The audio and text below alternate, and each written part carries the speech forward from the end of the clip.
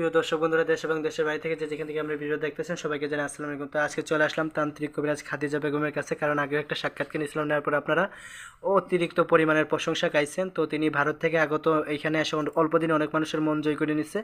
তো আসার পরে দেখলাম অনেক লম্বা ভিড় তার বাড়ির সামনে, তারপরেও তিনি আমাদের সময় দিয়েছে তার সাথে কথা বলার জন্য। তো বিস্তারিত তার মুখ থেকে জেনে নেব। আসসালামু আলাইকুম আপামনি।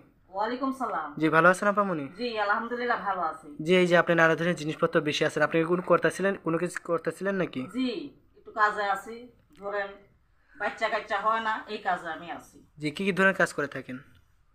স্বামী স্ত্রীর অমিল, প্রেমে ব্যর্থ, ব্যবসা যাত্রায় বাধা, বিদেশ যাত্রায় বাধা, মানে নানান ধরনের কাজ করে থাকি আমি। মানে উপরে আল্লাহ, নিচে আপনি উসিল্লা করে থাকেন, মানে আমার যতগুলো সমস্যা আছে, বিয়ে বন্ধ, নিঃসন্তান, স্বামী স্ত্রী অমিল, প্রেম ভালোবাসা ব্যর্থ, জায়গা জমিনের ঝামেলা, হারানো জিনিস বাইর করে দেওয়া সব, মানে উপরে আল্লাহ, নিচে আপনি উসিল্লা করে থাকেন। জি জি জি, সব কাজের সমাধান কতক্ষণের ভিতরে দিয়ে থাকেন?